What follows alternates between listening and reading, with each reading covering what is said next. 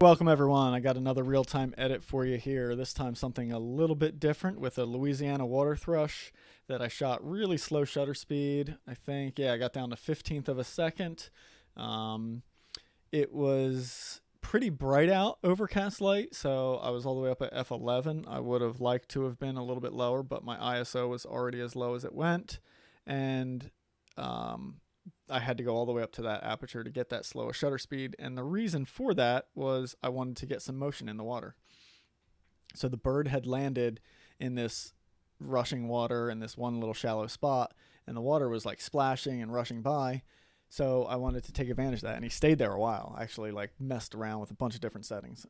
This was handheld with my 300 f4, the new Nikon's new PF lens, and as you can see, this bird is tack sharp, and so the stabilization on that lens is just mind blowing. It really is. I would have never, any other lens I own, I wouldn't dream of shooting, 400 millimeter focal length at 15th of a second and actually getting a sharp photo. That being said, I think I was sitting down and braced on my knees, but still, no tripod, nothing. The camera was in my hands. So yeah, that really is a testament to their stabilization on that lens. Anyway, I'm not here to talk about gear, so let's edit this photo. Crop it a little bit, lighten the overall exposure, definitely warm up and green up the white balance because it was way too cool. Something like that maybe looks good. Lighten the shadows, I'm sorry. Bring the blacks back down for contrast as I always do. And then I am going to throw a gradient on like that, and especially another gradient here to darken that foreground. That foreground is just kicking bright and really pulling attention. I want to darken down that top back there. I'm going to actually desaturate the grass a little bit because that grass is kind of neon. Now the overall image looks a little dark, so I can brighten it up a little bit. And I did like the initial, look, if I reset this white balance, see how I have some bluish kind of tones to the water? I do like that, but the rest of the image looks like crap with that. So I will add some of that kind of blue tone back into it in Photoshop. So I'm also going to darken the whites there, and then I think I'll do the rest of the burning and everything else in Photoshop. So into Photoshop we go. I don't know if you can see it either, but you can see like these streaks of water from like splashes as the water was rushing up over that rock. Again, I wish I would have had more shallow depth of field because it would have given some better background separation. But I'm going to try to get that separation I need, or basically not get the separation, but make this bird stand out more in Photoshop. And I don't think I have anything. I don't see anything that stands out that I want to clone.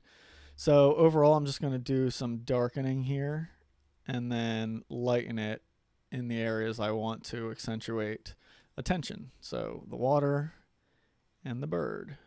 So there we go. So we'll leave everything else kind of darker, and we're looking to kind of try and fake spotlight this bird, but make it look naturally lit. So overall, just lighter on the bird. Another curves adjustment layer, a dodge layer to really pop that catch light. Let's grab a burn layer and start darkening these real light spots that are right on the edges of the frame. And then maybe a little bit more on this foreground rock that was really bright. And you know what? I do now see something that I want to clone, which is that, whatever the hell that is. And then this rock over here is really kind of grabbing some attention. So there we go. Look at that. Now we really have attention going in on the bird. Let me drop my clone layer in. See if I can kind of fade that out into the grassy mess back there, which shouldn't be too hard to do. Get rid of all those weird spots back there. That's better. Guess I can do the same on that one there. Nice. All right. Gonna go back to the burn layer and hit this light area that's just catching some reflection of light back there. But again, it grabs my attention. So basically any of these bright spots just keep grabbing my attention, and I'm trying to reduce or minimize as many of them as possible. So that way the attention's going all to the bird. And now that that's pretty good, let me bring some of that blue tone back into the water. That's probably too much, but so we'll just go subtle with the painting on that. It doesn't make sense that it's overcast and would have like, a rich blue tone to it. That just visually doesn't happen in real life. So the any blue tone that I add to this needs to be pretty subtle, but something like that I think looks good. That's a little too much, so I'm just going to lower the opacity to like 50% on that layer. And then I'm going to do one more burn right across the top here. We'll just pretend that that was all in shade back there on the opposite bank. And then one more across the foreground here. And there we have it. One little just splash right there that's just kind of grabbing my attention. But there's the final edit. Sorry about that. So from before, after, look at that. Big difference in where the attention goes in this photo. Really kind of getting drawn into the bird and the water now. So I'm digging that. So we'll save that and I'll show you a before and after. It's going to be a pretty big difference on this one. But again, a pretty quick edit. I think probably around the 5-minute mark. Yeah, 6 minutes. Okay. Close enough, right? There's the original. Let's compare that now that it's reset.